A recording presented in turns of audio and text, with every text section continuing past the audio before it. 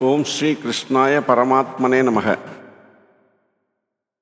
Mahabharatham, chapter 92, Duryodhana. When Duryodhana beheld Karna's death, his grief knew no bounds. Kripacharya was deeply moved by Duryodhana's anguish of heart and said, "Moved by ambition and greed, we placed too great a burden on friends. They have uncomplainingly borne it, and laid down their lives on the battlefield and attained the happy regions above. There is but one course left to you to make peace with the Pandavas. Do not, O king, any longer continue this ruinous fight." Even at that moment of deep despair, Duryodhana did not relish this counsel. Perhaps there was a time for that, but it is long past. What talk can there be of peace between the Pandavas and us with all this inexpiable blood between us, the blood of our dearest and theirs? If I surrender in order to escape death, how can I escape the contempt of the world? What happiness can I hope to have in a life so ignobly saved? And what joy can I hope to find in sovereignty secured by a peace after my brothers and relatives have been all slain? These words of Duryodhana were lustily cheered by the others. They supported his stand and they chose Salya and gave him the supreme command from then on. Salya was mighty of limb and as brave as any of the warriors who had been killed. The army was arrayed under his leadership and the battle raged fiercely. On the side of Pandavas, Yudhishthira now led the attack personally against Salya. It astonished everyone to see how the man who was till then the very incarnation of gentleness fought so furiously. The battle was equal for a long while when Yudhishthira hurled at Salya his spear that went straight and struck him. Like the great flagstaff at the end of a festive function, Salya's body lay lifeless on the field, crimson with blood.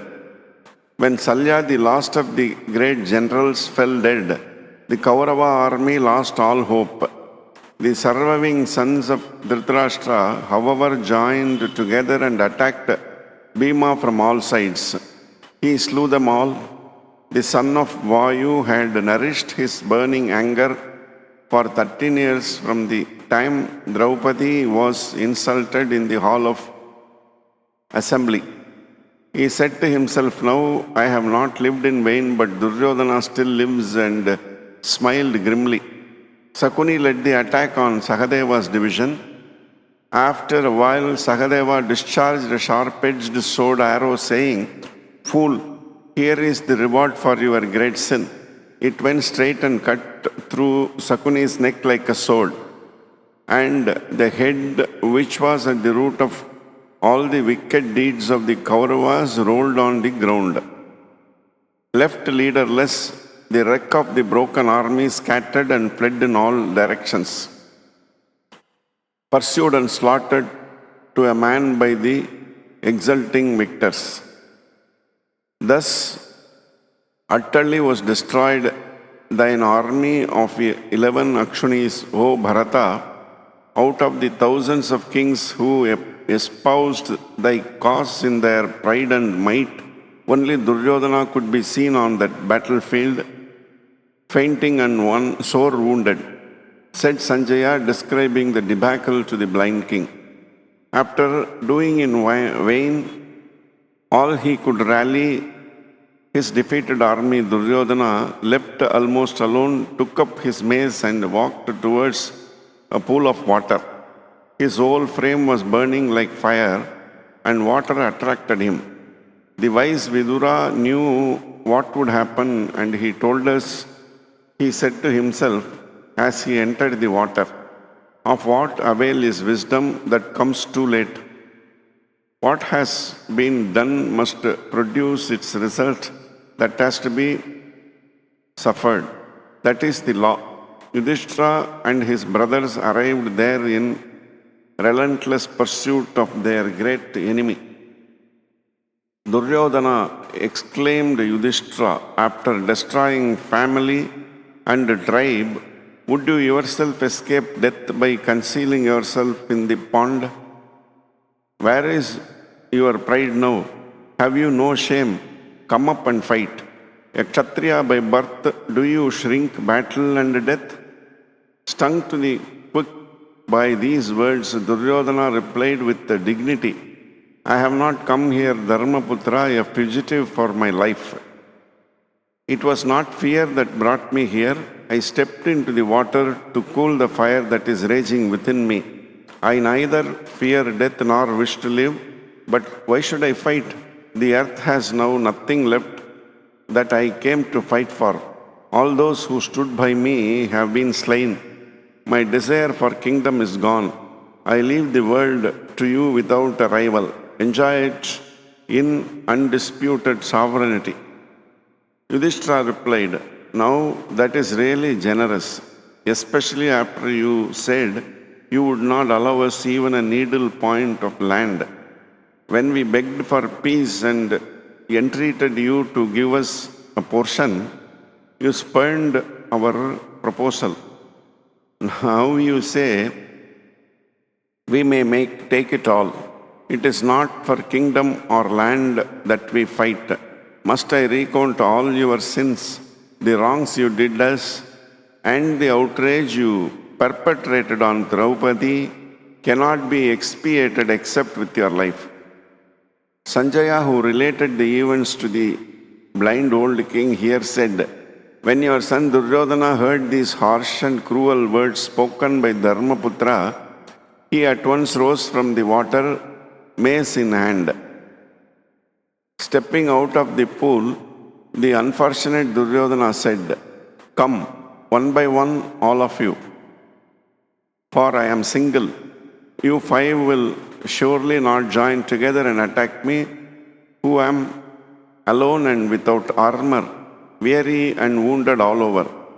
Yudhishthira replied sharply, 'If indeed it be wrong for many to join together and attack a single person, pray tell us how Abhimanyu was attacked and killed. Did you not consent to many combining and attacking that boy standing all alone amidst your crowd?